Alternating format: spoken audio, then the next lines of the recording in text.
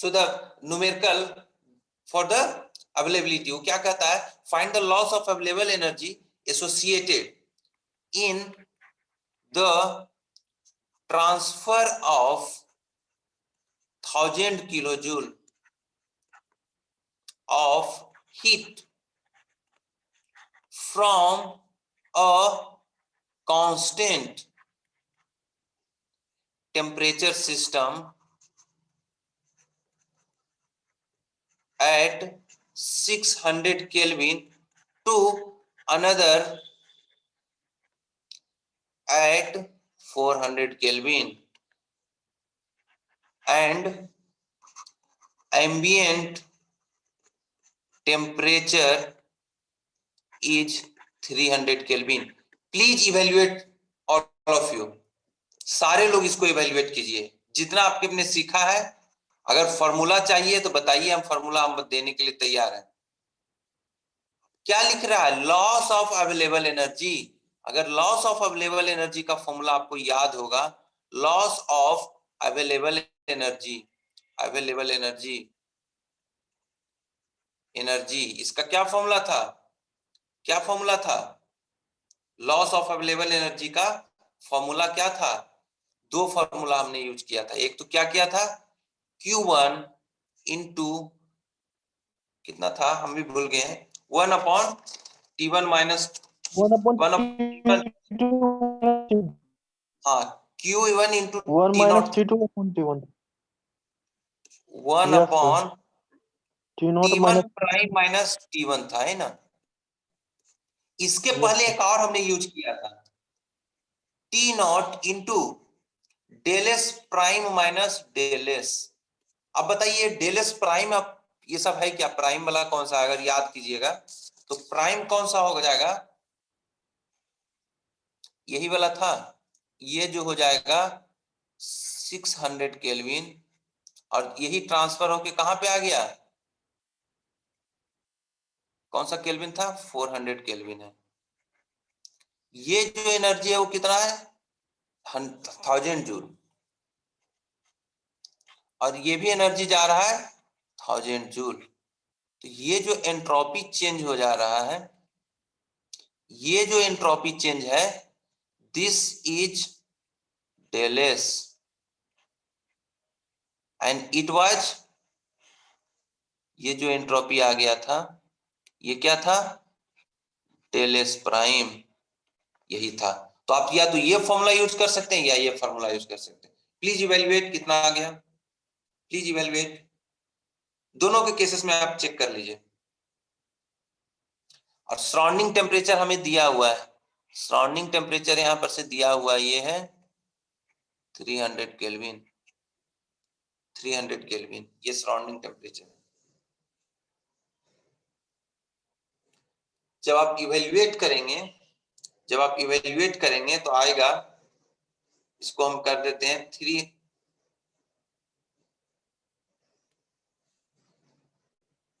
300 delta S will become how much, delta S prime 1000 joule divided by 400 minus delta S, ये कितना हो जाएगा 1000 joule divided by 600। इसको evaluate करके आएंगे तो कितना आ जाएगा 250 किलो जूल।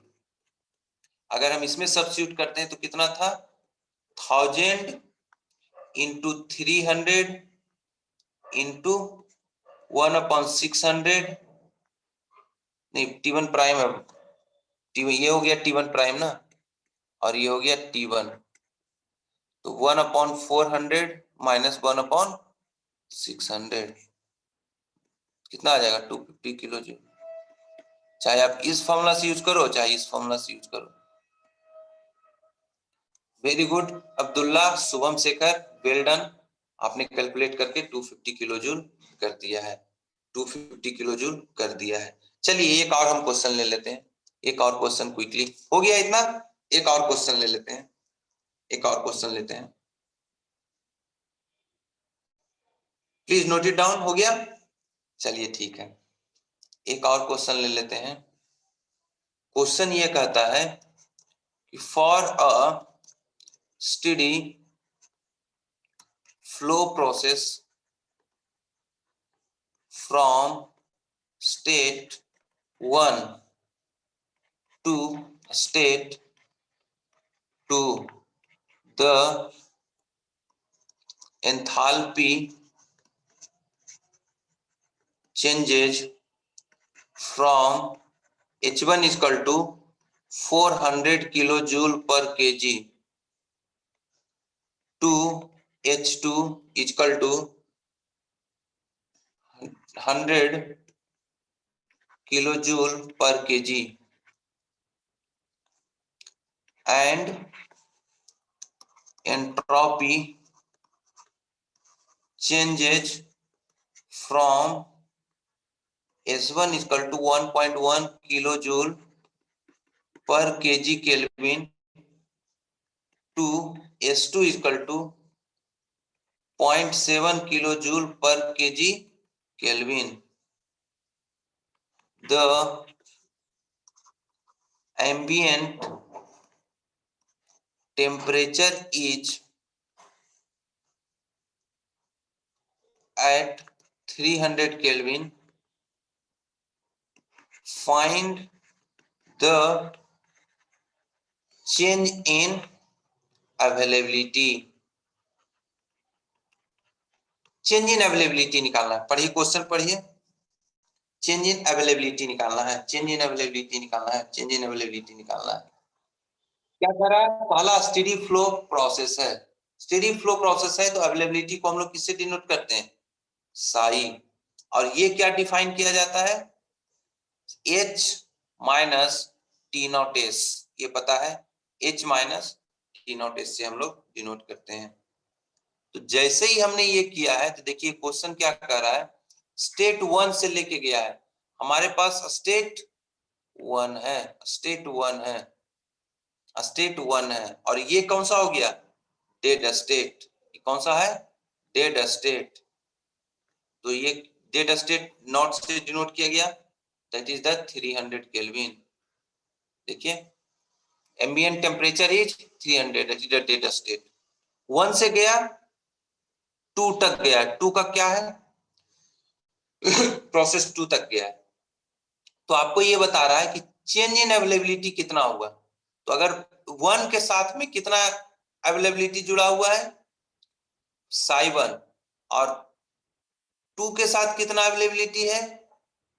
साई 2। तो चेंज इन जो स्टेट का क्या हो जाएगा? Sai 1 minus psi 2। यही होगा, स्टेट 1 से लेके स्टेट 2 तक जाएगा। तो चेंज इन अवेलेबिलिटी यही पूछा जा रहा है, चेंज इन अवेलेबिलिटी। सो क्या हो जाएगा? Change in availability will be equal to psi 1 minus psi 2, psi 1 minus psi 2, that will become h1 minus,